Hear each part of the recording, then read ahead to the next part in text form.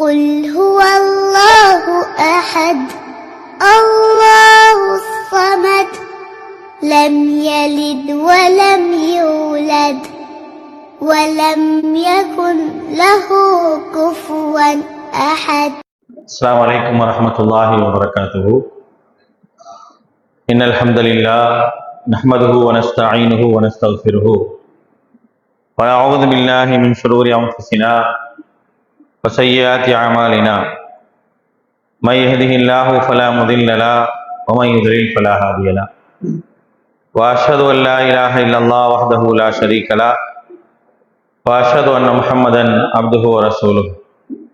اللهم صل على محمد وعلى آل محمد كما صليت على إبراهيم وعلى آل إبراهيم إنك حميد مجيد.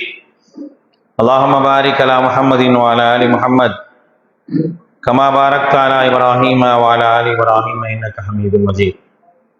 يا أيها الذين آمنوا اتقوا الله حق تقاته ولا تموتن إلا وأنتم مسلمون. يا أيها الناس اتقوا ربكم الذي خلقكم من نفس واحدة وخلق منها زوجها وبث منهما رجالا كثيرا ونساء واتقوا الله الذي تساءلون به والأرحام إن الله كان عليكم رقيبا. يا أيها الذين آمنوا اتقوا الله وقولوا قولا سديدا يصلح لكم أعمالكم ويغفر لكم ذنوبكم ومن يطع الله ورسوله فقد فاز فوزا عظيما. أما بعد فإن أصدق الحديث كتاب الله وخير الهدي هدي محمد صلى الله عليه وسلم وشر الأمور محدثاتها وكل محدثة بدعة وكل بدعة ضلالة وكل ضلالة في النار. وقال الله تعالى في القرآن العظيم أعوذ بالله من الشيطان الرجيم بسم الله الرحمن الرحيم قل هو الله أحد الله الصمد لم يلد ولم يولد ولم يكن له كفوا أحد. அளவற்ற அருளாளனும் நிகரற்ற பேரன்புடையவனுமாகிய எல்லாம் வல்ல அல்லாஹ்வின் திருப்பெயர் போற்றி அவனுடைய சாந்தியும் அருளும் அல்லாஹுடைய தூதர் முஹம்மது ஸல்லல்லாஹு அலைஹி வஸல்லம் அவர்கள் மீதும் அவர்களை பின்பற்றி வாழ்ந்த உத்தம சத்திய தோழர்கள் நல்லவர்கள் மீதும் அவர்களின் அடிச்சுவடை பின்பற்றி வாழ்ந்து கொண்டிருக்கக்கூடிய அனைத்து மக்கள் மீதும் உண்டாகட்டுமாக. அன்பான சகோதர சகோதரிகளே, இந்த மாலை நேரத்தில் இறைவனுடைய உபதேசங்களை கேட்க வேண்டும் என்ற ஒரு நல்ல எண்ணத்திலே இந்த நிகழ்ச்சி ஏற்பாடு செய்யப்பட்டு நாம் எல்லாம் இங்கே அமர்ந்திருக்கின்றோம். இங்கே சொல்லப்படக்கூடிய செய்தி ஆங்காங்கே வெளியிலிருந்தும் கேட்பதற்கான ஒரு ஏற்பாடுகளும் செய்யப்பட்டிருக்கின்றது. இந்த நல்ல சந்தர்ப்பத்திலே நம்முடைய இறைவன் யார், நம்மை படைத்தவன் யார் என்பதை அறிந்து கொள்ள வேண்டும் என்ற ஒரு தலைப்பு இங்கே தரப்பட்டிருக்கின்றது. இறைவன் அப்படிங்கிற அந்த வார்த்தை என்பது பொதுவாக எல்லோரும் பயன்படுத்தக்கூடிய ஒரு வார்த்தையாக இருக்கின்றது. இறைவன் என்ற வார்த்தையை நாம் பயன்படுத்தும் பொழுது எல்லோரும் யாரையெல்லாம் தங்களுடைய வணக்கத்திற்குரிய கடவுளாக சித்தரித்து வைத்திருக்கின்றார்களோ, வணக்கத்திற்குரிய கடவுளாக ஏற்படுத்தி வைத்திருக்கின்றார்களோ அவர்கள் அனைவரையுமே இறைவன் அப்படிங்கிற அந்த அந்தஸ்தில் என்ன செய்வாங்க அப்படின்னா எல்லோரும் தங்களுடைய எண்ணங்களுக்கு ஏற்றவாறு எண்ணிக்கொள்வார்கள். ஆனால் உண்மையிலேயே இறைவன் என்பவன் யார், அவனுக்கான தகுதிகள் என்ன, அந்தஸ்துகள் என்ன அப்படிங்கிற அந்த விஷயத்தை பொறுத்த வரைக்கும் பெரும்பாலான மனிதர்களுக்கு அதை பற்றியான அறிவு என்பது இல்லை என்றே நாம் சொல்லலாம். அப்படிப்பட்ட ஒரு அறிவை தெரிந்து கொள்ள வேண்டும் என்பதற்காகத்தான் இங்கே அல்லாஹ் என்பவன் யார் அப்படிங்கிற ஒரு தலைப்பு இங்கே தரப்பட்டிருக்கின்றது. அன்பானவர்களே, ஒவ்வொரு மனிதனும் தன்னை படைத்த இறைவனை வணங்க வேண்டும். அந்த வணக்கத்திற்குரிய இறைவனுடைய பெயர் தான் அல்லாஹ் அப்படிங்கிற அரபி மொழியின் மூலமாக அறிமுகப்படுத்தப்படுகின்றது. அல்லாஹ் என்ற இந்த வார்த்தையை பொறுத்த வரைக்கும் இதற்கு நேரடியான பொருள் அர்த்தம் என்பது கொடுக்க முடியாது. மாறாக கருத்தர்த்தங்களின் அடிப்படையிலே இறைவன் என்று சொல்லலாம், கடவுள் என்று சொல்லலாம். வேறு வேறு மொழிகளிலே எப்படியெல்லாம் சொல்ல வேண்டுமோ அப்படியெல்லாம் என்ன செய்யலாம், நாம் சொல்லலாம். ஆங்கிலத்திலே காட் என்று என்ன செய்வாங்க, சொல்லுவாங்க. ஒவ்வொரு மனிதர்களுக்கும் ஒவ்வொரு மக்களுக்கும் என்ன மொழிகள் தெரியுமோ அந்த அடிப்படையில் என்ன செய்வாங்க அப்படின்னா இறைவனை அழைப்பார்கள். இஸ்லாம் இறைவனை பொறுத்த வரைக்கும் அல்லாஹ் என்ற அடிப்படையில் என்ன செய்து அறிமுகப்படுத்துகின்றது. திருமறை குர்ஆனிலே இறைவன் சொல்லும் பொழுது ஃபஅலம் அன்னஹு லா இலாஹ இல்லல்லாஹ், நீங்கள் உங்களை படைத்த இறைவனை நீங்கள் அறிந்து கொள்ளுங்கள் அப்படின்னு சொல்லுது. அறிந்து கொள்ளுங்கள் என்று சொல்லும் பொழுது அந்த இறைவன் என்பவன் யார் அப்படிங்கிறதையும் சொல்லி காட்டுகின்றது. லா இலாஹ இல்லல்லாஹ், அந்த இறைவன் அல்லாஹ் என்று மட்டும் சொல்லல. நல்ல நம்ம தெரிந்து கொள்ள வேண்டிய விஷயம் இதுதான். அந்த இறைவன் அல்லாஹ் என்று மட்டும் என்ன செய்யலன்னா சொல்லவே இல்லை. மாறாக என்ன சொல்லி காட்டுகின்றது என்று சொன்னால் திருமறை குர்ஆன் அந்த இறைவன் ஒரே ஒருவன் தான் அப்படிங்கிறத சொல்லும் விதமாக சொல்லி காட்டுகின்றது. லா இலாஹ இல்லல்லாஹ், உலகத்தில் மனிதர்களால் ஏற்படுத்தப்பட்டிருக்கக்கூடிய, மனிதர்களால் கற்பனை செய்து வைத்திருக்கக்கூடிய, மனிதர்களால் உருவாக்கப்பட்டிருக்கக்கூடிய எதுவுமே கடவுள் இல்லை அப்படிங்கிற விஷயத்தை மிக தெளிவாக இஸ்லாம் சொல்லி காட்டுகின்றது. கடவுள் என்பவன் யாராக இருக்க வேண்டும், இறைவன் என்பவன் யாராக இருக்க வேண்டும் என்று சொன்னால் அவன் படைக்கக்கூடியவனாக இருக்க வேண்டும். நாம் படைத்ததெல்லாம் இறைவனாக ஆக முடியாது. நாம் யாரை படைக்கின்றோமோ, யாரை உருவாக்குகின்றோமோ, யாருடைய கற்பனைக்கு, யாருடைய கற்பனையில் நாம் உருவாக்குகின்றோமோ அதெல்லாம் என்ன செய்ய முடியாது, உண்மையிலேயே இறைவனாக ஆக முடியாது. ஆனா இன்னைக்கு உலகத்தினுடைய யதார்த்தமான நிலை என்ன அப்படின்னா எல்லோரும் கடவுளை உருவாக்குகின்றார்கள். படைத்த இறைவன் அப்படின்னு சொல்லிட்டு அவர்கள் கடவுள்களை என்ன செய்யறாங்க அப்படின்னா உருவாக்கக்கூடிய ஒரு நிலையைத்தான் என்ன செய்யறோம் அப்படின்னா உலகத்தில் இன்றைக்கு பார்த்திருக்கின்றோம். இன்றைக்கு பெரும்பான்மையான கடவுள்கள் யார் அப்படிங்கிற ஒரு கேள்வி வரும் பொழுது அந்த கேள்விக்கான பதில் என்ன, அதற்கான பதில் என்ன அப்படின்னு நம்ம பார்த்தோம் அப்படின்னா அதற்கு ஒரே ஒரு பதில் தான் வரும். இவர்கள் எல்லாம் கடவுள்கள். சரி, இவர்களை யார் உருவாக்கியது அப்படின்னு கேட்டா மனிதர்களால் இவர்கள் கற்பனையில் உருவாக்கப்பட்டு கடவுளாக ஆக்கப்பட்டார்கள் அப்படின்னு சொல்லக்கூடிய ஒரு நிலையைத்தான் என்ன செய்யறோம் அப்படின்னா சமூகத்தில் பார்க்கின்றோம். ஆனால் இஸ்லாம் இதற்கு நேர் மாற்றமான ஒரு கொள்கையை சொல்லுது. முதலாவது இஸ்லாம் சொல்லக்கூடிய கொள்கை என்ன அப்படின்னா இறைவன் என்பவன் ஒருவன் தான் அப்படிங்கிற விஷயத்தை ஆணித்தரமாக சொல்கின்றது. இறைவன் என்பவன் ஒருவன் தான், அவன் வணக்கத்திற்கு தகுதியானவன், அவன் யாராலும் கற்பனையால் உருவாக்கப்படுபவன் அல்ல. யாருடைய கற்பனையாலும் என்ன செய்ய முடியாது, அந்த இறைவனை அல்லாஹுவை என்ன செய்ய முடியாது, உருவாக்க முடியாது. உங்களுடைய எல்லோருடைய கற்பனைக்கும் அப்பாற்பட்டவனாகத்தான் உங்களை படைத்த இறைவன் இருக்க முடியும் அப்படிங்கிற அந்த விஷயத்தை இஸ்லாம் நமக்கு சொல்லி காட்டுகின்றது. இஸ்லாம் சொல்லக்கூடிய முதல் விஷயம் இதுதான். அல்லாஹ் என்பவன் ஒருத்தன் தான், அவன் உங்களை படைத்தவனாக இருக்க முடியுமே தவிர உங்களுடைய கற்பனையில் உருவானவனாக என்ன செய்ய முடியாது, இறைவனாக இருக்க முடியாது அப்படிங்கிற விஷயத்தை தெள்ளத் தெளிவாக மார்க்கம் சொல்லி காட்டுகின்றது. இஸ்லாம் அதை மிக அழகான முறையில் என்ன செய்து வலியுறுத்தி சொல்லி காட்டுகின்றது. இன்றைக்கு கடவுள் அப்படின்னு சொன்னோம் அப்படின்னாவே இறைவன் என்று சொன்னால் யார் அப்படின்னு கேட்கும் போது இறைவனை பொறுத்த வரைக்கும் பலதரப்பட்ட கற்பனைகள் உருவாக்கப்பட்ட பல கடவுள்கள் இருப்பதை நம்ம என்ன செய்யறோம் பார்க்கிறோம். ஒவ்வொரு மதத்திற்கும் ஒவ்வொரு கோட்பாட்டுக்குமான கடவுள்களை நீங்க என்ன செய்யலாம் பார்க்கலாம். ஆனால் அதற்கு நேர் மாற்றமான ஒரு கொள்கையை தான் இஸ்லாம் சொல்கின்றது. மனிதனுடைய கற்பனையில் கடவுள்களை சில இடங்கள்ல நீங்க பார்த்தீங்க அப்படின்னா கோரமாக என்ன செய்வாங்க, வடித்து வைத்திருப்பதை நீங்கள் பார்க்கலாம். கடவுளை கோரமாக வடித்து வச்சிருப்பாங்க. நம்ம அழகா இருக்கணும்னு நினைப்பாங்க. ஆனால் நாம் யாரை வணங்குறோமோ, யாருக்கு நேர்ச்சை செய்யறோமோ, யாருக்கு எல்லா விஷயத்தையும் போய் படைக்கிறோமோ அப்படிப்பட்ட அந்த இறைவன் எப்படிப்பட்டவராக இருப்பார் அப்படின்னா கோரமான காட்சி தரக்கூடியவராக இருப்பார். நம்ம அப்படி இருக்க விரும்புறோமா அப்படிங்கிறத யாருமே யோசிக்கிறது இல்லை.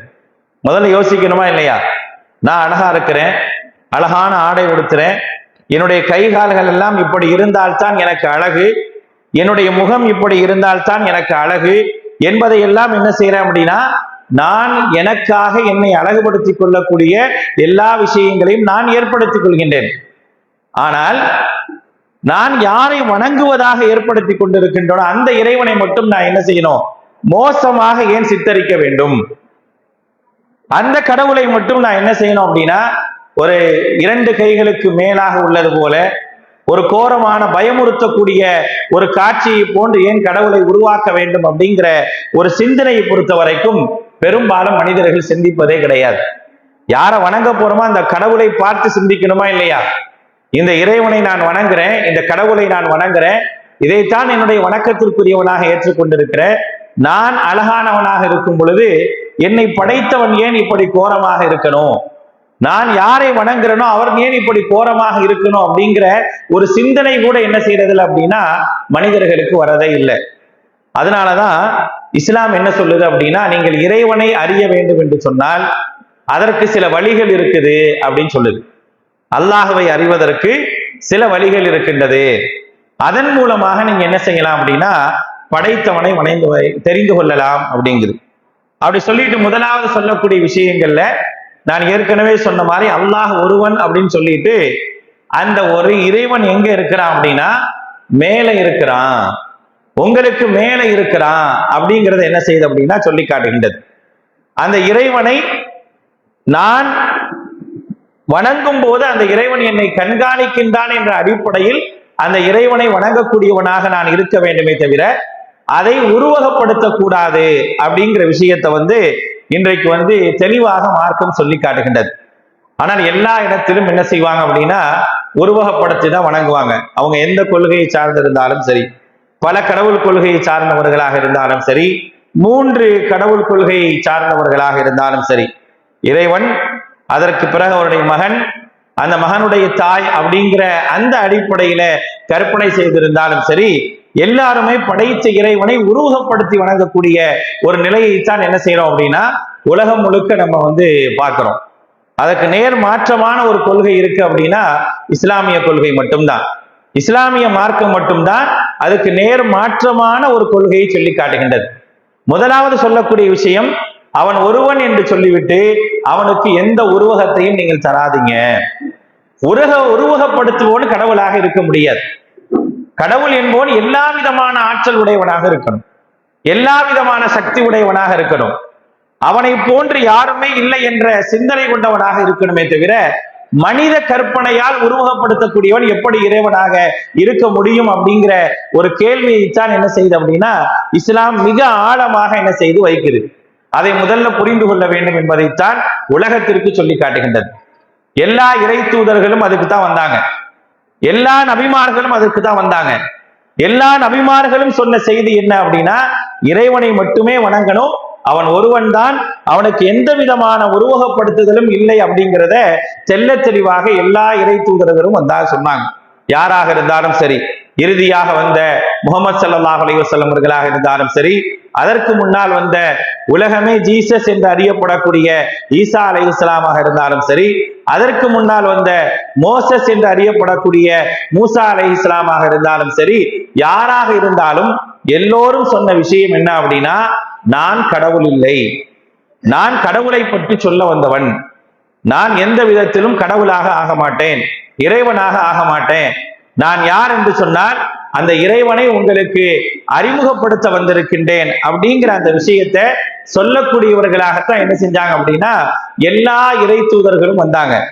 அதற்கு எல்லாவற்றிலும் ஆதாரம் இருக்கின்றது. இன்றைக்கு மனிதர்கள் வேதங்களாக எதையெல்லாம் வைத்திருக்கின்றார்களோ, அது குர்ஆனாக இருக்கட்டும், அல்லது பைபிளாக இருக்கட்டும், அல்லது இன்னபிற வேதங்களாக இருக்கட்டும், எல்லா வேதங்களும் இதை என்ன செய்யுது அப்படின்னா திட்டவட்டமாக மிக தெளிவாக என்ன செய்து சொல்லி காட்டுகின்றது.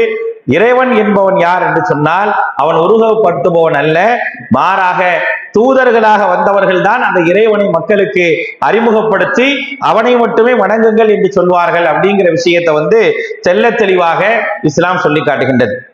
சொல்லிட்டு இஸ்லாம் சொல்லுது, இறைவனை அறிவதற்கான வழிகளையும் உணர்வுகளையும் மனிதர்களுக்கு நம்ம கொடுத்திருக்கிறோம்.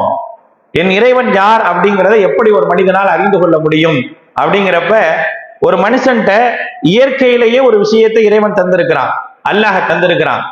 இப்போ உன்னை நீ யாரை வணங்கணும், யாரிடத்துல உதவி தேடணும், உனக்கு உதவி எப்படி நீ பெற்றுக்கொள்வாய் அப்படிங்கிற அந்த நிலை வரும்போது மனிதனுக்கு யதார்த்தமான ஒரு சிந்தனை வருகின்றது.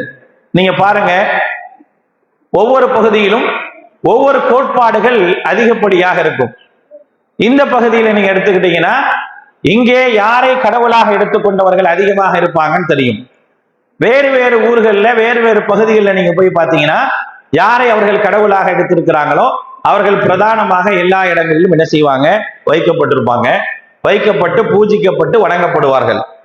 ஆனா அவர்களுக்கு ஒரு சிரமம், ஒரு கஷ்டம் என்று வந்தால், இங்கே எனக்கு அருகாமையிலே நான் யாரை உருவகப்படுத்தி, யாருக்காக கட்டிடம் கட்டி, யாரை சிலையாக வடித்து, யாருக்கு அலங்காரம் பண்ணி வச்சிருக்கிறனோ அவங்க யார்கிட்டையுமே என்ன செய்ய மாட்டாங்கன்னா, மனிதர்கள் தனக்கு ஒரு சிரமம் என்று வரும் பொழுது உடனே அதன் பக்கம் நோக்கி கையை நீட்ட மாட்டாங்க. அதன் பக்கம் நோக்கி என்ன செய்ய மாட்டாங்க, கையை நீட்ட மாட்டாங்க. இயற்கையிலேயே மனித உணர்வு எப்படி இருக்கும் அப்படின்னா, தனக்கு ஒரு சிரமம், அதற்காக நான் இறைவனிடத்தில் கையேந்த வேண்டும் என்று சொன்ன உடனே மனித சிந்தனை உடனே மேல் நோக்கி தான் செல்லும், பக்கத்தில் இருக்கக்கூடிய கட்டடத்தை நோக்கி செல்லாது. யாருக்காவது அப்படி போயிருக்குமா? நீங்க யாரை வேணா எடுத்துக்கங்க, அவங்க எந்த கொள்கை கோட்பாடுகளை சேர்ந்தவர்களாக வேண்டுமானாலும் இருக்கலாம். இயற்கையிலேயே அவர்களுக்கான சிந்தனை எப்படி இருக்கும் அப்படின்னா, இறைவன் அந்த சிந்தனையோடு தான் மனிதர்களை படைத்திருக்கிறான். அவங்க யாராக வேண்டுமானாலும் இருக்கட்டும். நபிகள் நாயகம் ஸல்லல்லாஹு அலைஹி வஸல்லம் சொல்றாங்க, குல்லு மௌலூதின் யூலது அலல் ஃபித்ரா, ஒவ்வொரு குழந்தையும் இயற்கையிலேயே படைக்கப்படுகின்றது. அப்படி இயற்கையிலே படைக்கப்படக்கூடிய மனிதனுக்கு இறை சிந்தனையும் இயற்கையிலே ஊட்டப்பட்டிருக்குது. அப்படி ஊட்டப்பட்ட நிலையில ஒரு மனிதன் தனக்கு தேவை வரும் பொழுது அல்லது தான் ஒரு காரியத்திலே வெற்றி பெற்ற பிறகு என்ன ஆகும் அப்படின்னா, உடனே அவனுடைய சிந்தனையும் எண்ணமும் எங்கே போகின்றது என்று சொன்னால், எனக்கு மேலுள்ளவன் இருக்கின்றான், அவன்தான் எனக்கு இந்த வெற்றியை தந்தான் அப்படின்னு அவனுடைய கை மேல போய் வானத்தை நோக்கி தான் என்ன செய்யுது அப்படின்னா இறைவனுக்கு நன்றி செலுத்துது. ஏன் பக்கத்தில் இருக்க கட்டடத்துக்கு போகல? பக்கத்துல நீங்க கட்டி வச்சிருக்கீங்கல்ல, நீங்க அலங்காரம் பண்ணி வச்சிருக்கிறீங்கல்ல, அந்த அலங்காரத்தின் பக்கமும் அந்த கட்டடத்தின் பக்கமும் ஏன் போகல? என்னைக்காவது யாராவது சிந்திச்சிருக்கிறாங்களா? யாராவது அப்படிப்பட்ட ஒரு சிந்தனை கொண்டவர்களாக இருக்கிறாங்களா? ஏன் என் கை மேல போச்சு? நான் ஏன் மேலே உள்ளவனை பார்த்து நன்றி செலுத்துறேன்? நான் தான் கடவுளாக பூஜிப்பதற்காக ஒன்றுக்கும் மேற்பட்ட இறைவனை நான் உருவாக்கி வைத்திருக்கின்றேனே, அவங்கள்ட்டயே இந்த சிந்தனை வரல அப்படிங்கிற ஒரு யோசனை மனிதர்களுக்கு வர்றதே இல்லை, யோசிக்கவே மாட்டேங்கிறாங்க. ஆனால் யதார்த்தத்திலேயே இறைவன் என்ன செய்யறான், ஃபித்ரா அப்படின்னு சொல்லக்கூடிய இயற்கை உணர்வாகவே அதை அல்லாஹு தஆலா தந்திருக்கிறான். அந்த உணர்வனுடைய வெளிப்பாடு தான் மனிதன் நன்றியை செலுத்துவதற்காக திடீரென்று அவனுக்கு ஒரு வெற்றி கிடைக்கின்றது, திடீரென்று அவனுக்கு ஒரு லாபம் கிடைக்கின்றது, திடீரென்று ஏதாவது ஒரு மகிழ்ச்சியான ஒரு விஷயத்தை உணர்ந்தால் நேராக அவனுடைய கை வானத்தை நோக்கி அவனுடைய கண் போகின்றது, கண் வானத்தை நோக்கி போகின்றது. அந்த வானத்தை பார்த்து நன்றியை செலுத்தக்கூடியவனாக இருக்கிறான் அப்படின்னா, அந்த மனிதனுடைய இயற்கை உணர்விலேயே இறைவன் என்பவன் யார், அவன் எங்கே இருக்கிறான் அப்படிங்கிற அந்த சிந்தனை ஊட்டப்பட்டிருக்கின்றது என்பதை நாம் தெரிந்து கொள்ளலாம். இதை இஸ்லாம் ஒரு வழிவகையாகவே சொல்லி காட்டுகின்றது. இறைவனை நீங்கள் அறிந்து கொள்வதற்கான வழி என்று சொன்னால், இயற்கையிலேயே நீங்கள் இறைவனை அறிந்து கொள்வதற்கான ஒரு வழியை நான் உங்களுக்கு வச்சிருக்கிறேன் அப்படிங்கிறத இஸ்லாம் சொல்லி காட்டுகின்றது. அதை எல்லா மனிதர்களும் பயன்படுத்துவாங்க. அல்லாவை ஏத்துக்கிறாங்க, ஏத்துக்கல, அல்லாவுக்கு மகன் உண்டுன்னு சொல்லி அந்த மகனை வணங்கக்கூடியவர்களாக இருந்தாலும் சரி, ஒளியை வணங்கக்கூடியவர்களாக இருந்தாலும் சரி, பரிசுத்த ஆவியை வணங்கக்கூடியவர்களாக இருந்தாலும் சரி, யாராக இருந்தாலும் சரி, அவங்க எல்லாரும் என்ன செய்வாங்க அப்படின்னா மேல் நோக்கி உயர்த்துகின்றார்கள் என்றால் மேலே ஒருவன் இருக்கின்றான் அப்படிங்கிறத புரிந்து கொள்ள அவர்களால் முடிகின்றது என்பதைத்தான் இஸ்லாம் இறைவன் ஒருவன் தான், அவன் மேலே இருக்கிறான் அப்படிங்கிறதுக்கான ஆதாரத்தின் அடிப்படையில சொல்லி காட்டுகின்றது. இரண்டாவதாக, இறைவன் யார் அப்படிங்கிறத பொறுத்த வரைக்கும் நீங்க தெரிஞ்சுக்கணும் அப்படின்னா, அவனுடைய அத்தாட்சிகளின் மூலமாக நீங்கள் தெரிந்து கொள்ளலாம் அப்படின்னு சொல்லு. இறைவனுடைய அத்தாட்சிகளின் மூலமாக, படைப்புகளின் மூலமாக நீங்கள் தெரிந்து கொள்ளலாம். இந்த உலகத்துல எல்லாமே ஒரு நிர்ணயத்தின் அடிப்படையில் நடந்து கொண்டே இருக்குது. இப்ப நம்ம விஷயத்தை நம்ம பிளான் பண்றோம், நம்ம விஷயத்தை, என்னுடைய வீட்டுடைய விஷயத்தை, என்னுடைய குடும்பத்துடைய விஷயத்தை நான் பிளான் பண்றேன். பிளான் பண்ணி என்ன செய்யறேன் அப்படின்னா அது மாதிரி செஞ்சுக்கிட்டே இருக்கேன். இந்த உலகம் இருக்குல்ல, அண்ட சராசரங்கள் என்று சொல்லக்கூடிய வானமாக இருக்கட்டும், பூமியாக இருக்கட்டும், பூமிக்கு கீழாக இருக்கட்டும், வானத்திற்கு மேலாக இருக்கட்டும், மலைகளாகட்டும், மரங்களாகட்டும், கடல்களாகட்டும், எல்லாமே ஒரு ஒழுங்குடன் சரியான முறையில் என்ன செய்யுது அப்படின்னா இயங்கிக் கொண்டே இருக்குது. சரியான முறையில் இயங்கிக் கொண்டிருப்பதை நம்ம பார்க்கிறோம். பார்க்கக்கூடிய மனிதன் என்றைக்காவது இப்படி இயங்குவதற்கு காரணம் யார் என்று சிந்திச்சிருக்கிறானா? சிந்தனை வருதா? இஸ்லாம் சொல்லி காட்டுகின்றது. இஸ்லாம் தான் திருமறை குர்ஆன்ல மனிதனுக்கு சிந்தனை அப்படிங்கிற ஒரு ஆற்றல் இருக்கு அப்படிங்கிறத ப்ரூவ் பண்ணக்கூடியது திருமறை குர்ஆன். திருமறை குர்ஆனுடைய பல்வேறு வசனங்களை நீங்க பாத்தீங்கன்னா அஃபலா துபசிரூன், அஃபலா ததக்கரூன், அஃபலா தஅகிலூன், இது மாதிரியான வசனங்களை திருமறை குர்ஆன் பயன்படுத்துகின்றது. நம்மளாம் குர்ஆனை படிக்கணும், அதிகமாக குர்ஆனை ஓதணும். அப்படி ஓதும் போது குர்ஆனில் வரக்கூடிய வசனங்களும் வாசகங்களும் தான் என்ன செய்யணும் அப்படின்னா உங்களுக்கு நான் சொல்லி காட்டுகின்றேன். அந்த வசனங்களில் எல்லாம் இறைவன் கேட்கிறான், அஃபலா தஅகிலூன், அவர்கள் சிந்திக்க மாட்டார்களா? அஃபலா துபசிரூன், அவர்கள் யோசிக்க மாட்டார்களா? அப்படிங்கிற பல்வேறு தரமான விஷயங்களை என்ன செய்யறான் அப்படின்னா சொல்லி காட்டுகின்றான். கேட்கிறான், மன் நஸ்ஸல மினஸ் ஸமாஇ மாஅன், மழை வருது இல்ல, எப்படி மழை வருது? அந்த மழையை இறக்கியவன் யார் என்பதை என்றாவது நீங்கள் சிந்தித்து இருக்கிறீங்களா? இறைவனுடைய கேள்வி இது. குர்ஆனிலே வைக்கப்படக்கூடிய கேள்விகள்ல மிக முக்கியமான கேள்வி. மன் நஸ்ஸல மினஸ் ஸமாஇ மாஅன், இது ஒரு வெயில் நேரங்க, கடுமையான உஷ்ணத்தை வெளிப்படுத்தக்கூடிய நேரத்துல மழை பெய்யுது. இந்த மழையை ஏற்படுத்தியவன் யார்? இந்த மழையை இறக்கியவன் யார் என்றாவது நீங்க சிந்திச்சிருக்கிறீங்களா? இப்படி சிந்தித்தால் நீங்கள் என்ன செய்ய முடியும்? உங்களை படைத்த இறைவன் யார் என்பதை நீங்கள் தெரிந்து கொள்ள முடியும். உங்களை படைத்த இறைவன் யார் என்பதை உங்களால் தெரிந்து கொள்ள முடியும் என்பதற்கான ஒரு அடிப்படை சிந்தனையை சொல்லி காட்டுகின்றது. மன் ஹலக்க ஸமாவாத்தி வல் அர்த், வானங்கள் மற்றும் பூமியில் உள்ளதை யார் படைச்சா? யார் படைத்தது? யார் படைத்தது என்பது யாராக இருக்கணும் அப்படின்னா நீங்கள் உங்களுடைய கையால் படைத்ததாக இருக்கக்கூடாது.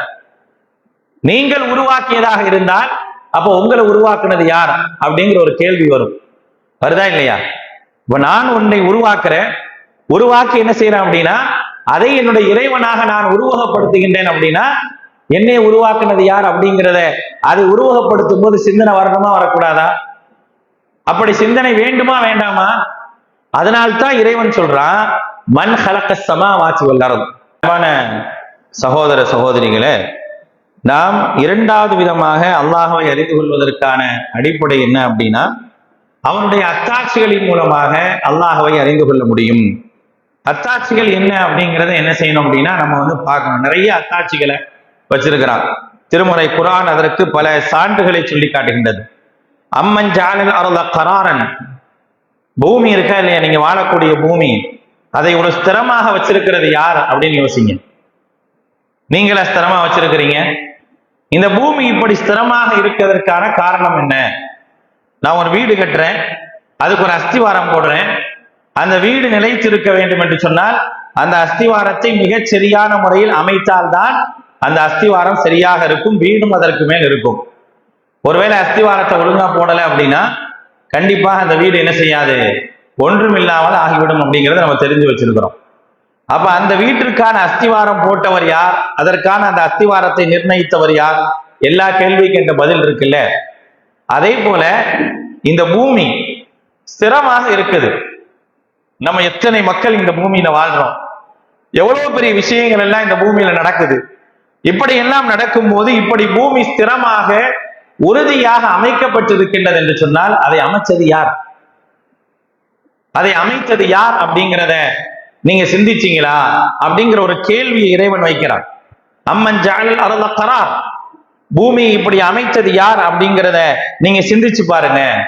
அதோட வச்சிருக்கிறான் அல்லாஹ். உங்க பகுதியில் நிறைய நதிகளும் ஆறுகளும் ஓடும். அல்லாஹ் கேட்கிறான், வஜஅல ஹிலாலஹா அன்ஹாரன், அதனுடைய பல பகுதிகளில் அப்படியே ஆறுகளும் குளங்களும் இருக்குது, நதிகளும் இருக்குது. அதையெல்லாம் அமைச்சு கொடுத்தது யாரு?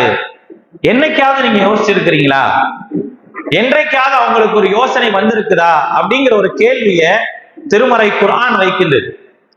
இதையெல்லாம் நீங்கள் சிந்தித்தீர்கள் என்று சொன்னால் கண்டிப்பாக என்ன செய்ய முடியும் அப்படின்னா உங்களுக்கான இறைவனை உங்களால் கண்டிப்பாக புரிந்து கொள்ள முடியும் அப்படிங்கிறத இஸ்லாம் மிக தெளிவாக சொல்லி காட்டுகின்றது. இது இரண்டாவது நடைமுறை. இப்போ ஒரு கேள்வி வரலாம், ஏங்க நீங்க அல்லாஹ்னு சொல்றீங்க, அந்த அல்லாஹ் தான் இதையெல்லாம் படைச்சா அப்படின்னு நீங்க சொல்றீங்க, அதை சிந்திச்சு பாருங்கன்றீங்க. சிந்திச்சு பார்த்தா அல்லாஹ்வா தான் இருக்க முடியுமா? ஏன் நாங்க வணங்குற கடவுள் ஏன் இருக்கக்கூடாது அப்படிங்கிற ஒரு கேள்வி வருமா இல்லையா? எல்லாரும் அந்த கேள்வியை கேட்பாங்க. இப்ப நீங்க என்ன சொல்றீங்க? சிந்திச்சு பார்த்தால் இறைவனை பெற்றுக்கொள்ளலாம் அப்படிங்கிறீங்க. நாங்க சிந்திக்கிறோம், வானத்தை சிந்திக்கிறோம், பூமியை சிந்திக்கிறோம், மழை வருதே அதை சிந்திக்கிறோம், பூமியை சிந்திக்கிறோம், மலையை சிந்திக்கிறோம், இது எப்படி நட்டப்பட்டிருக்கு அப்படிங்கிறத நாங்க சிந்திக்கிறோம். சிந்திச்சா எங்களுக்கு என்ன தோணுது அப்படின்னா ஒரு இறைவன் இருக்கிறான் அப்படிங்கிறது தோணுது. நீங்க சொல்றது சரிதான் அப்படின்னு சொன்ன பிறகு அடுத்த கேள்வி அவங்க கேட்பாங்க. என்ன கேள்வி அப்படின்னா, அது ஏன் நாங்க வணங்குற கடவுளா இருக்கக்கூடாது? அது அல்லாஹ்வா தான் இருக்கணுமா?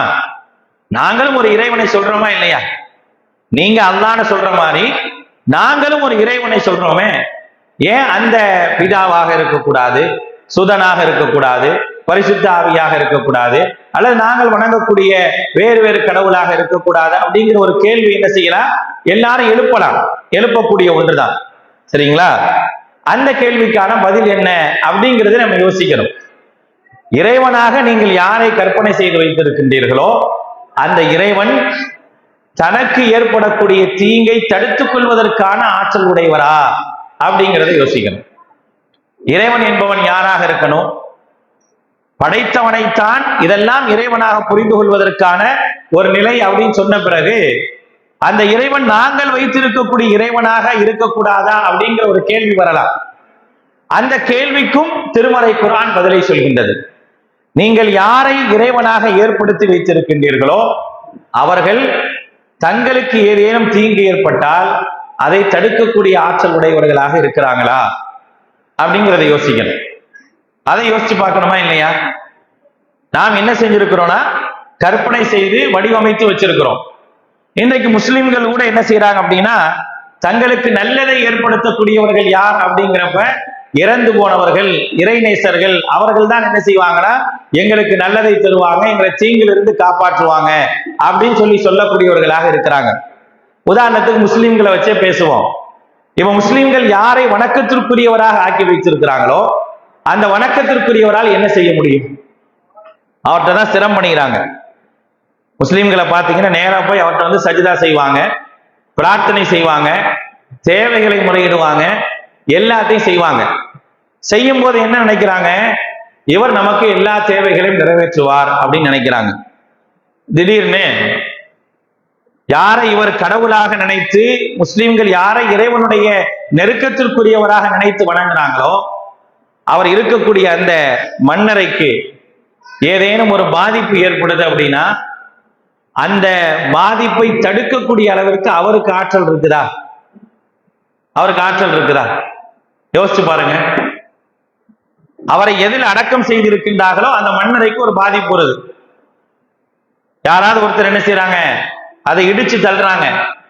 அப்படி தள்ளக்கூடிய நேரத்தில் அந்த மண்ணறையில் உள்ளவர் சக்தி பெற்றவர் அவர் என்ன செய்யணும்? நீ என்னை வந்து இடிக்கிறியா, உன்னை நான் தடுக்கிறேன் பாரு அப்படின்னு சொல்லி தடுப்பதற்கான ஆற்றலை பெற்றவர்களாக இருக்கிறாங்களா? அப்ப அதைத்தான் நம்ம கேட்கிறோம். நீங்கள் இறைவன் என்று சொல்றீங்களே, அந்த இறைவனுக்கு அந்த ஆற்றல் இருப்பதை நீங்கள் உணர்ந்திருக்கிறீங்களா அப்படிங்கிறது தான் நாம் வைக்கக்கூடிய கேள்வி. இது நாம் வைக்கக்கூடிய கேள்வி இல்லை, இறைவன் வைக்கின்றார். இறைவன் இப்படி ஒரு கேள்வியை வைத்து நீங்கள் என்ன செய்யுங்க, இறைவனை புரிந்து கொள்ளுங்கள் அப்படிங்கிறத சொல்லி காட்டுறான். இதுக்கு ஒரு உதாரணம் சொல்லணும் அப்படின்னா திருமறை குர்ஆன்ல 21வது அத்தியாயம் அல் அன்பியா என்ற அத்தியாயத்துல இப்ராஹிம் அலைஹிஸ்ஸலாத்தை பத்தி என்ன செய்யறானா இறைவன் சொல்லி காட்டுகின்றார். இப்ராஹிம் அலைஹிஸ்ஸலாம் அவர்கள் வணக்கத்திற்குரியவன் அல்லாஹ்வை தவிர வேறு யாருமே இல்லை அப்படிங்கிறத எப்படி புரிஞ்சுக்கிறாங்க அப்படின்னா, இன்னைக்கு நமக்கு அல்லாஹ்வை பத்தி சொல்றதுக்கு ஆள் இருக்குது. யாராவது ஒருத்தர் என்ன செய்வாங்கன்னா அல்லாஹ்வை பற்றி நமக்கு அறிமுகப்படுத்துவாங்க, நாம் தெரிந்து கொள்கின்றோம். ஆனால் அவங்களுக்கு யாருமே அல்லாஹ்வை பற்றி சொல்வதற்கு யாருமே இல்லை. அவங்க வாழ்ந்த அந்த நேரத்தில் அவர் ஒருத்தர் தான் சிந்திக்கக்கூடியவராக இருந்தார். மற்ற எல்லாரும் என்ன செஞ்சாங்கன்னா அவர்களால் உருவாக்கப்பட்டு உருவகப்படுத்தியதை என்ன செஞ்சாங்கன்னா வணங்கிட்டு இருந்தாங்க. குறிப்பாக சொன்னா அவருடைய தந்தை இருக்கார்ல ஆசர், அவர் தான் சிலைகளை வடிக்கக்கூடியவர். அவர் சிலைகளை வடித்து இப்ராஹிம் அலைஹிஸ்ஸலாமுடைய கையிலே கொடுத்து இந்த இடத்துல கொண்டு போய் கொடுங்க அப்படின்னுவார். அவரும் கொண்டு போய் கொடுப்பார். கொடுத்தோன்னு என்ன செய்வாங்க, அவரை கடவுளாக ஆக்கி வணங்கக்கூடியவர்களாக இருந்தாங்க. இதையெல்லாம் யோசிச்ச இப்ராஹிம் அலைஹிஸ்ஸலாம் எப்படி என்னுடைய தந்தை இதை காலில் போட்டு மிதிச்சாரு, நான் தரையில இழுத்துட்டு போன உடனே இவங்க எப்படி கடவுளாக வணங்குறாங்க அப்படிங்கிற யோசனையும் சிந்தனையும் வருது. அப்ப இது கடவுள் இல்லை என்று சொன்னால் வேறு எது கடவுளாக இருக்கும்னு சொல்லி வானத்தை பார்க்கிறாரு, சூரியனை பார்க்கிறாரு, சந்திரனை பார்க்கிறாரு, நட்சத்திரங்களை பார்க்கிறாரு. இவைகளை எல்லாம் என்னுடைய இறைவனாக இருக்குமோன்னு யோசிக்கிறாரு. யோசிக்கக்கூடிய நேரத்துல எல்லாமே ஒரு நேரத்துல வருது, ஒரு நேரத்துல மறையுது.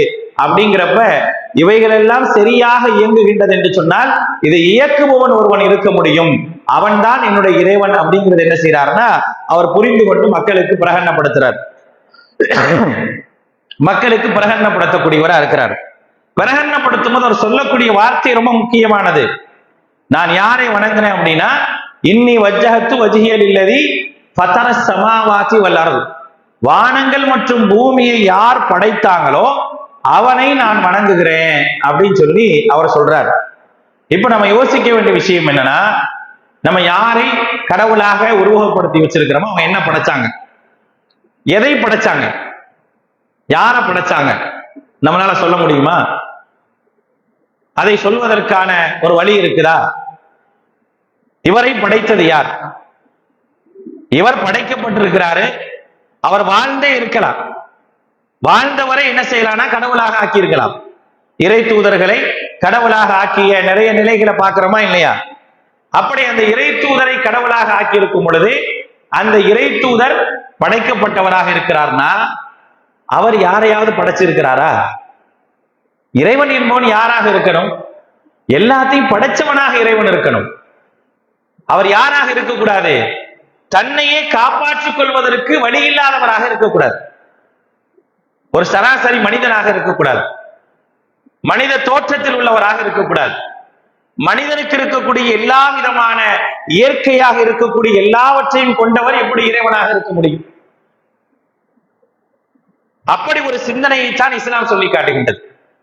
அப்ப அவரையே காப்பாற்றிக் கொள்ள முடியல, மக்களால் ஏற்படுத்தக்கூடிய எந்த விதமான தீங்கிலிருந்தும் தன்னையே காப்பாற்றிக் கொள்ள முடியல அப்படின்னா அவர் எப்படி இறைவனாக இருக்க முடியும்?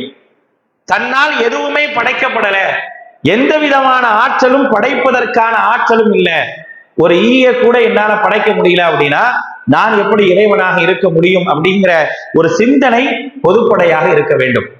அப்படிப்பட்ட சிந்தனையைத்தான் என்ன செய்த அப்படின்னா இஸ்லாம் சொல்லி காட்டுகின்றது. நீங்கள் யாரை வணங்குகின்றீர்களோ அவர்களால் அவர்களை காப்பாற்றிக் கொள்ள முடியுதா? அப்ப இப்ராஹிம் அலைஹிஸ்ஸலாம் என்ன செஞ்சாங்கன்னா, நீங்கள் ஏற்படுத்தி வைத்ததெல்லாம் உங்களுடைய கற்பனை, இவைகள் எதுவுமே இறைவன் அல்ல. மாறாக இறைவன் என்பவன் யார் என்றால் உன்னையும் என்னையும் படைத்திருக்கணும், வானத்தையும் பூமியும் படைச்சிருக்கணும், எல்லாவற்றையும் படைத்து எல்லாவற்றையும் இயக்குபவன் தான் இறைவனாக இருக்க முடியும். இது இறைவனாக இருக்க முடியாதுன்னு சொல்றாங்க.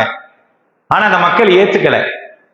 புரிய வைப்பதற்காக என்ன செய்யறாங்க, நபி இப்ராஹிம் அலைஹிஸ்ஸலாம் அவர்கள் எல்லாம் இல்லாத ஒரு நேரத்துல விழா கொண்டாடுவதற்காக அவர்கள் சென்ற நேரத்துல அவருடைய எல்லா சிலைகளையும் உடைத்து விடுகின்றார்கள். எல்லா சிலைகளையும் உடைச்சிடுறாங்க. உடைச்சிட்டு என்ன செய்யறாங்க அப்படின்னா ஒரு பெரிய சிலையை மட்டும் விட்டு வைக்கிறாங்க. திருமறை குர்ஆனில் வரக்கூடிய அன்பியா என்ற 21வது அத்தியாயத்தில் வரக்கூடிய செய்தி இது. அப்ப ஒரு பெரிய சிலையை மட்டும் விட்டு வச்சிடுறாங்க. திடீர்னு பாக்குறாங்க, யாரையெல்லாம் வணக்கத்திற்குரியவர்களாக வச்சிருந்தோமோ எதுவுமே இல்லையே அப்படிங்கிற அந்த கவலையும் அந்த துக்கமும் அவங்களுக்கு அதிகமாகுது. அப்ப இதெல்லாம் யார் செஞ்சா அப்படின்னு கேட்கும்போது கூட்டத்தில் ஒருத்தர் சொல்றாரு, இப்ராஹிம் தான் செஞ்சிருப்பாரு, ஆபிரகாம் தான் என்ன செஞ்சிருப்பாரு, இதை செஞ்சிருப்பாரு அப்படின்னு சொல்றாங்க. உடனே இப்ராஹிம் அலைஹிஸ்ஸலாத்தை கூப்பிட்டு வராங்க. கூட்டு வந்தோடனே இதெல்லாம் நீங்க தான் செஞ்சீங்களா அப்படின்னு கேட்கும்போது உடனே அவர் சொல்றாரு, நான்லாம் செய்யலை. இதோ இருங்க, கொஞ்சம் வெயிட் பண்ணுங்க தம்பி, வெயிட் பண்ணுங்க, வச்சிருங்க, வைங்க, ஒரு 5 நிமிஷம் டைம் தரும் அதுக்கு. அப்ப என்ன அப்படின்னா, இதெல்லாம் நான் செய்யல, இதோ இங்க ஒரு பெரிய சிலை இருக்கு, யார் செஞ்சான்னு அதுகிட்ட கேட்டுக்கங்க அப்படிங்கிறார். கேட்ட உடனே அந்த மக்கள் அது வரைக்கும் தங்களுக்கான கடவுள்கள் என்று நினைத்திருந்தவங்க அந்த கடவுளுக்காக போய் விழா எடுத்துட்டு வந்திருக்கிறாங்க. அந்த கடவுளுக்காகத்தான் போய் விழா எடுத்துட்டு வந்திருக்கிறாங்க. அப்படி விழா எடுத்துட்டு வந்த பிறகு அவங்கள்ட்ட அப்படி ஒரு கேள்வி கேட்கப்படுது.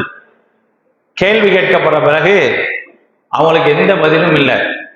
பதில் இல்லைன்னா கூட பரவாயில்ல, அவங்க பதில் சொல்றாங்க, தலையை தொங்க போட்டுட்டு சொல்றாங்க, சும்மா நுக்கிசு அலா ரூசிஹிம், தங்களுடைய தலையை தொங்க போட்டுட்டு செய்யறாங்க.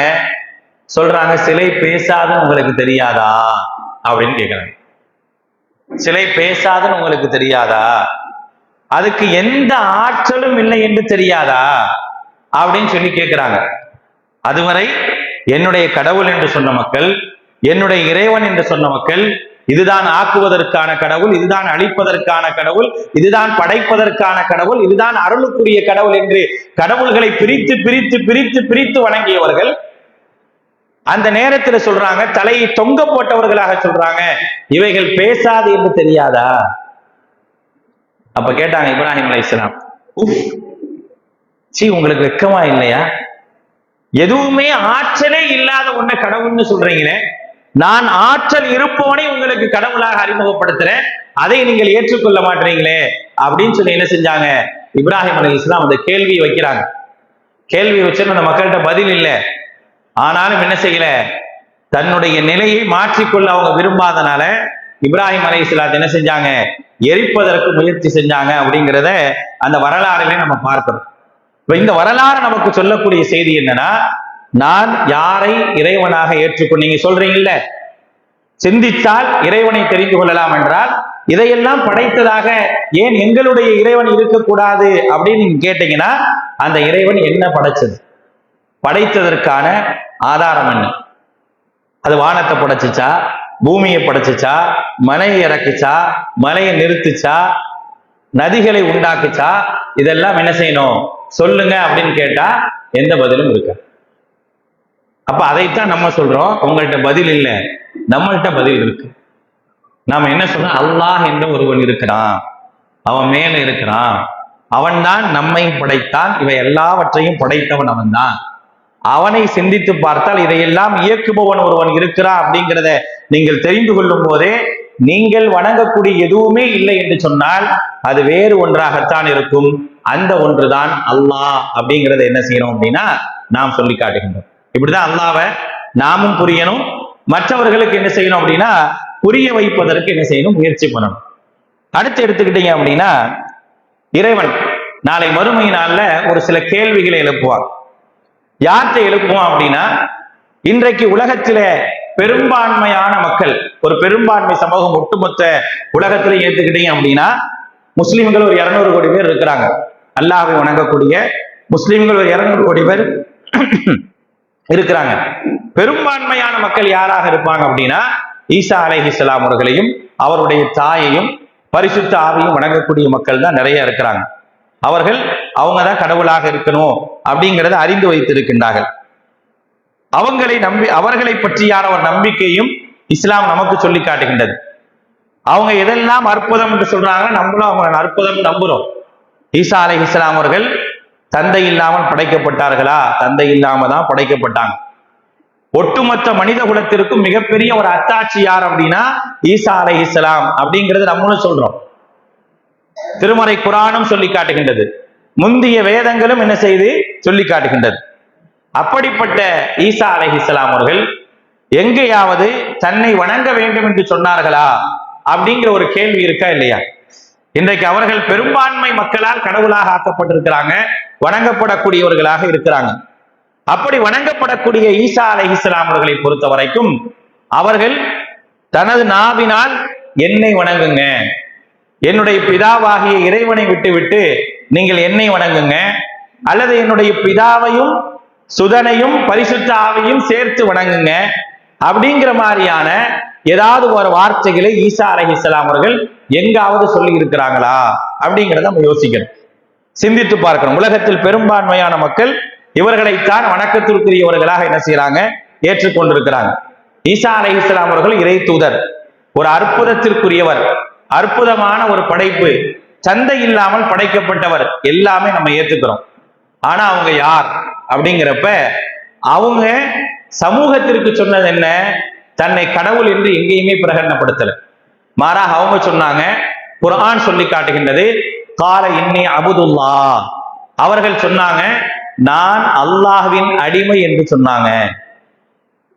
நான் அல்லாஹ்வின் அடிமை, நான் என்ன செய்யணும் அப்படின்னா, ஆத்தானியல் கித்தாப வஜஅலனி நபியா, எனக்கு இறைவன் வேதத்தை கொடுத்திருக்கிறான், இஞ்சில் என்று சொல்லப்படக்கூடிய வேதத்தை கொடுத்திருக்கிறான், என்னை இறை தூதராக ஆக்கியிருக்கிறானே தவிர என்னை என்ன செய்யல, இறைவன் ஆக்கல அப்படிங்கிற வாக்கு மூலத்தை யார் கொடுக்கிறா அப்படின்னா ஈசா அலைஹிஸ்ஸலாமே கொடுக்கிறாங்க. நாளை மறுமை நாள்ல இறைவனுடைய சன்னிதானத்திற்கு எல்லாரும் வருவோம், எல்லாரும் இறைவனுடைய சன்னிதானத்தின் முன்பு நிற்போம் அப்படிங்கிறத நம்பிக்கொண்டிருக்கக்கூடிய எல்லாருக்குமான செய்தி என்ன, 5வது அத்தியாயத்தினுடைய இறுதி பகுதியில இறைவன் சொல்லி காட்டுகின்றான். ஈசா அலைஹிஸ்ஸலாத்தை பார்த்து இறைவன் கேட்பான், அன்த குல்த லின்னாஸி தஹிதுனி வ உம்மிய இலாஹைனி மின் தூனில்லாஹ். இப்படி ஒரு கேள்வி ஜீசஸ் தான் வைக்கப்படும். நாளை மறுமை நாள்ல இறைவனுடைய சன்னிதானத்தில் இருக்கும் போது ஜீசஸிடம், ஈசா அலைஹிஸ்ஸலாமிடம் வைக்கப்படக்கூடிய கேள்வி இது. என்ன கேள்வி அப்படின்னா, அன்த குல்த லின்னாஸி தஹிதுனி வ உம்மிய இலாஹைனி மின் தூனில்லாஹ். ஈசாவே, நீங்கள் உங்களையும் உங்களுடைய தாயையும் கடவுளாக ஆக்கிக் கொள்ளுங்கள் என்று நீங்கள் மக்களிடத்தில் சொன்னீர்களா? இறைவன் கேட்பான், மக்களிடத்துல நீங்க சொன்னீங்களா அப்படிங்கிற ஒரு கேள்வி என்ன செய்யப்படும் அப்படின்னா, இறைவன் நாளை மறுமை நாளிலே ஈசா அலைஹிஸ்ஸலாம் இடத்தில் கேட்பான் அப்படிங்கிறத திருமறை குர்ஆன் நமக்கு தெள்ளத் தெளிவாக என்ன செய்து சொல்லி காட்டுகின்றது. கேட்கும் போது அவர் என்ன பதில் சொல்லுவார் தெரியுமா? அவர் சொல்லக்கூடிய பதிலை இறைவன் சொல்லி காட்டுகின்றான். கால சுப்ஹானக், இறைவா, என்னுடைய இறைவனே, என்னுடைய இரட்சகனே, நான் அப்படி சொல்லவே இல்லை, நீயே பரிசுத்தமானவன், உன்னை தவிர பரிசுத்தமானவன் என்ன அர்த்தம் அப்படின்னா, எந்த விதமான குறையும் அற்ற இரட்சகன் அப்படிங்கிறதுக்கு தான் பரிசுத்தமானவன் அர்த்தம். எந்த விதம் மனிதனுக்கு அப்படிங்கிற குறையெல்லாம் இருக்குமா இல்லையா? அப்படிப்பட்ட எந்த விதமான குறையும் இல்லாத பரிசுத்தமானவன் தான் இறைவன். அதுக்காக அந்த வார்த்தையை பயன்படுத்துறாங்க. நம்மளும் சொல்றோம் சுப்ஹான் அல்லாஹ், சுப்ஹான் அல்லாஹ், சுப்ஹான் அல்லாஹ்னு சொல்றோமா இல்லையா? எப்ப சொல்றோம்? எப்பயா சொல்லுவோம்? சம்மர் கிளாஸ் படிச்சது எப்ப சொல்லுவ? எவ்வளோ நான் பேசினேன், நீ கேட்டல, இப்ப சொல்லு, எப்ப சொல்லுவ? நீ தொழுக முடிச்சுட்டு சொல்லுவ. ஃபர்ஸ்ட் என்ன சொல்லுவ? சுப்ஹான் அப்படின்னா என்ன அர்த்தம்? அல்லாஹ் அல்லாஹ் பரிசுத்தமானவன் அர்த்தம், அப்படித்தானே? ஆமாவா இல்லையா? ஆமாவா? அல்லாஹ் பரிசுத்தமானவன், சரிங்களா? அப்ப பரிசுத்தமானவன் அப்படின்னா மனிதன் அப்படிங்கிற ரீதியில அல்லது கடவுளாக எவர்கள் எல்லாம் ஏற்படுத்தப்பட்டிருக்கிறாங்களோ அவங்கள்ட்ட என்னென்ன குறை இருக்கோ அப்படிப்பட்ட எல்லா விதமான குறையிலிருந்தும் விலகி அவனுக்கு தான் பரிசுத்தமானவன் சொல்லப்படும். அப்ப ஈசா அலைஹிஸ்ஸலாம் சொல்லுவாங்க, சுப்ஹானக், நீ பரிசுத்தமானவன், நீ பரிசுத்தமானவன். மா யகூனு லி அன் அகூல மா லைஸ லீ பிஹக், எனக்கு தகுதியே இல்லாத விஷயத்தை எப்படி சொல்லுவேன்? ஈசா அலைஹிஸ்ஸலாம் சொல்லுவாங்க, நாளை மறுமை நாள்ல படைத்த இறைவனுக்கு முன்னால் நிற்கும் பொழுது அங்கே சொல்லுவாங்க, எனக்கு உரிமையே இல்லை, நான் எப்படி சொல்லுவேன்னு கேட்பாங்க. எனக்கு உரிமையே இல்லை, நான் எப்படி சொல்ல முடியும்? நான் அப்படி சொல்லவே இல்லை அப்படின்வாங்க. இன் குன்து குல்துஹு ஃபகத் அலிம்தா, ஒருவேளை நான் சொல்லியிருந்தா உனக்கு தெரிஞ்சிருக்கும், உனக்கே தெரிஞ்சிருக்கும், நான் அப்படி சொல்லல அப்படின்னு கை விரிச்சிருவாங்க. அப்ப இறைவன் கேட்பான், அப்படியா, நீங்க சொல்லலைல, அப்படி என்று சொன்னால் அவர்களை நான் தண்டிக்க போறேன் அப்படின்னு சொல்லுவான். அப்ப ஈசா அலைஹிஸ்ஸலாம் சொல்லுவாங்க, இன் துஅஸிபுஹும் ஃபஇன்னஹும் இபாதுக், அவர்கள்லாம் உன்னால் படைக்கப்பட்டவங்க, உன்னுடைய அடியார்கள், நீ அவனை நாடுனா தண்டிக்கலாம், நாடுனா மன்னிக்கலாம், எல்லா விதமான ஆற்றலும் உனக்கு இருக்குது. ஆனா நான் சொல்லலன்னு ஒதுங்கிடுவான். நான் சொல்லவில்லை என்பதை திட்டவட்டமாக இறைவனுக்கு முன்னால் சொல்லிவிடுவார்கள் என்பதை நாம் தெரிந்து கொள்ள வேண்டும். அப்ப யாரை இன்றைக்கு பெரும்பான்மை சமூகம் இறை தூதராக வந்த ஒருவரை இறைவனாக நினைத்துக் கொண்டிருக்கின்றதோ அவர்கள் தெரிந்து கொள்ள வேண்டும், அவர்களை பொறுத்த வரைக்கும் அவர்கள் இறைவனை மட்டுமே அறிமுகப்படுத்த வந்தார்களே தவிர அவர்கள் தன்னை கடவுளாக சித்தரிப்பதற்காக அவர்கள் வரவே இல்லை என்பதையும் திட்டவட்டமாக வேதங்கள் சொல்லி காட்டுகின்றன. வேதங்களை சரியான அடிப்படையில் படித்தால் என்று சொன்னால் எல்லாருமே என்ன செய்யலாம், தாராளமாக புரிஞ்சுக்கலாம். இப்படியாக இறைவன் ஒருவன் தான், அவன்தான் வணக்கத்திற்குரியவன், அவன் அல்லாஹ் மட்டுமே என்று சொல்வதற்கான ஏராளமான செய்திகளும் ஏராளமான ஆதாரங்களும் இருக்குது. இறுதியாக ஒரே ஒரு செய்தியோடு நான் என்னுடைய உரையை முடித்துக் கொள்கின்றேன். இறைவன் யார் அப்படிங்கிற ஒரு கேள்வி வந்துச்சு அப்படின்னா அதுக்கு மிக தெளிவான ஒரு பதிலை குர்ஆன் சொல்லி காட்டுகின்றது. இதுதான் அடிப்படை. இறைவன் யார் அப்படின்னு சொல்லும் பொழுது முதலாவது தெரிய வேண்டும், யூதர்கள் கேட்டாங்க, இறை மறுப்பாளர்கள் கேட்டாங்க, நசாராக்கள் கேட்டாங்க, உங்களுடைய இறைவன் யார் அப்படிங்கிற ஒரு கேள்வியை நபிகள் நாயகம் ஸல்லல்லாஹு அலைஹி வஸல்லம் வச்சாங்க. எல்லாரும் கேட்டாங்க, எல்லாரும் சிலை வணங்கக்கூடிய மக்களும் கேட்டாங்க, அதே போல நசாராக்களும் கேட்டாங்க, யகூதிகளும் கேட்டாங்க. அப்படி கேட்கும் போது சொன்னாங்க, அல்லாஹுடைய தூதர் பதில் சொல்லல. இறைவன் ஒரு வசனம், ஒரு அத்தியாயத்தை இருக்கிறான், குல் ஹுவல்லாஹு அஹத் அல்லாஹு ஸமத் லம் யலித் வலம் யூலத் வலம் யகுல் லஹு குஃபுவன் அஹத். ரொம்ப அழகான ஒரு அத்தியாயம். இந்த அத்தியாயத்துடைய சுருக்கம் என்ன? அல்லாஹ் என்று சொல்பவன் ஒருவன் தான், அவன் பலராக இருக்கவே முடியாது. அல்லாஹ் என்பவன் ஒருவன் தான், ஒருவனாக இருந்தால் மட்டுமே வானமும் பூமியும் மிகச்சரியாக இறங்கும். மிகச்சரியாக இயங்க வேண்டும் என்று சொன்னால் அல்லாஹ் ஒருவனாகத்தான் இருக்க முடியும். லவ்கான ஃபீஹிமா ஆலிஹத்துன் இல்லல்லாஹ, அல்லாஹ்வை தவிர பல கடவுள்கள் இருந்தால் பூமி எப்பயோ குழப்பத்தில் இருந்திருக்கும் அப்படிங்கிறத திருமறை குர்ஆன் சொல்லி காட்டுகின்றது. அந்த ஒரு வசனத்தில், முதலாவது வசனத்திலே இறைவன் ஒருவன் அப்படிங்கிறத சொல்லுது. இரண்டாவது வசனம் அல்லாஹு ஸமத். அல்லாஹு ஸமத் அப்படின்னா எல்லாரும் என்ன அர்த்தம் வச்சிருப்போம்னா அல்லாஹ் தேவையற்றவன் அப்படின்னு தெரிஞ்சிருப்போம். அப்படித்தானே? அல்லாஹு ஸமத் அதனால அர்த்தம் அப்படியா இல்லையா? குல் ஹுவல்லாஹ் சூரா தெரியுமா? எல்லாத்துக்கும் அர்த்தம் தெரியுமா? அல்ல ரெண்டாவது வசனம் அல்லாஹு ஸமத், அல்லாஹ் தேவையற்றவன். ஆனா உண்மையில அது அர்த்தம் கிடையாது. உண்மையில அது அர்த்தம் கிடையாது.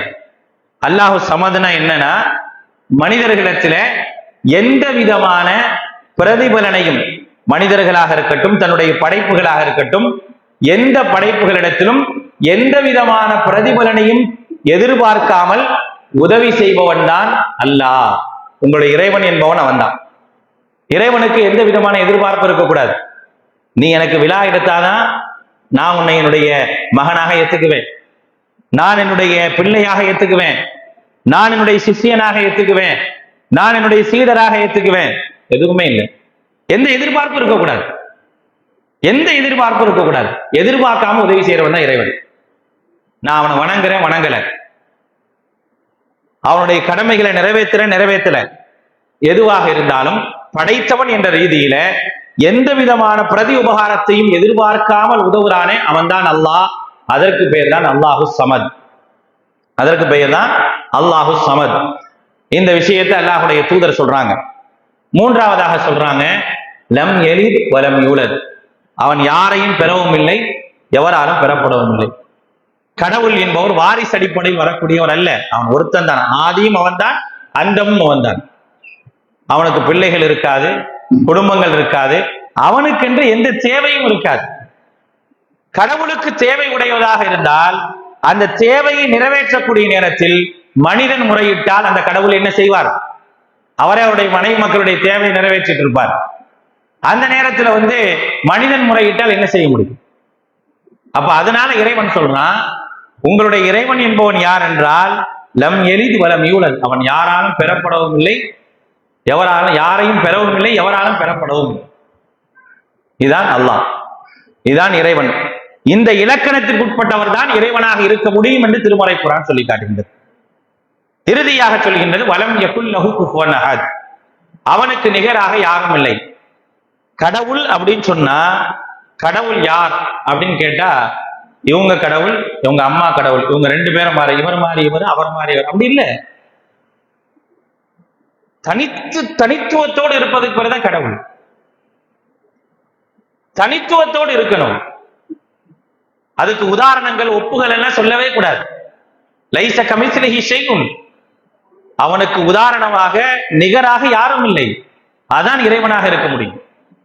அப்படிப்பட்ட ஒரு இறைவனை இந்த உலகம் காட்டுமா? அவர்கள் வணங்கக்கூடிய இறைவன் அப்படிப்பட்டவனாக இருக்க முடியுமா? அதை நிரூபிக்க முடியுமா? அப்படிங்கிறது தான் நம்ம சிந்தனைக்குரிய கேள்வியாக வைக்கிறோம். இந்த 4 விஷயம்தான் உங்களை படைத்தவன் யார், உங்கள் இறைவன் யார் என்று கேட்டதற்கு அல்லாஹ் சொன்ன பதில். குல் ஹுவல்லாஹு அஹத் அல்லாஹு ஸமத் லம் யலித் வலம் யூலத் வலம் யகுல் லஹு குஃபுவன் அஹத். அல்லாஹ்வை நாம் சரியாக அறிந்தால்தான் நாமே முஸ்லீமாக இருக்க முடியும். நம்ம சரியாக அறியலன்னு வச்சுங்க, அல்லாஹ்வை பத்தி எனக்கே ஒன்றும் தெரியல, நான் அடுத்தவங்களுக்கு சொல்ல முடிய அளவுக்கு எனக்கு ஒன்றும் தெரியல, நாளைக்கு மறுமையில் மூத்தா போன கூட அல்லாஹ் மன்னரையில வச்சு கேள்வி கேட்பான். உன்னோட இறைவன் யாருன்னு நம்மளை பார்த்து கேட்பான். கேட்கும்போது நம்ம எல்லாரும் அல்லான்னு சொன்னாங்க, அதனால நானும் அல்லான்னு சொன்னேன், எனக்கு அல்லாஹ்வை பத்தி எதுவுமே தெரியாது அப்படின்னு சொன்னா நம்மளும் நரகத்துக்கு போயிடும். அல்லாஹ் காப்பாற்ற வேண்டும். ஆக அல்லாஹ்வை சரியான முறையில் புரிய வேண்டிய அடிப்படையில் புரிந்து அவனை மட்டுமே வணங்கக்கூடிய அடியார்களாக நாம் இருக்க வேண்டும். எல்லாம் அல்ல அல்லாஹ் இப்படிப்பட்ட ஒரு நேரான வழியை நமக்கு தந்தது போல் நமக்கு தெரிந்தவர்களுக்கும் நம்மை அறிந்தவர்களுக்கும் தந்தல் புரிவானாக. வாஹிர் தஅவானா அல்ஹம்துலில்லாஹி ரப்பில் ஆலமீன்.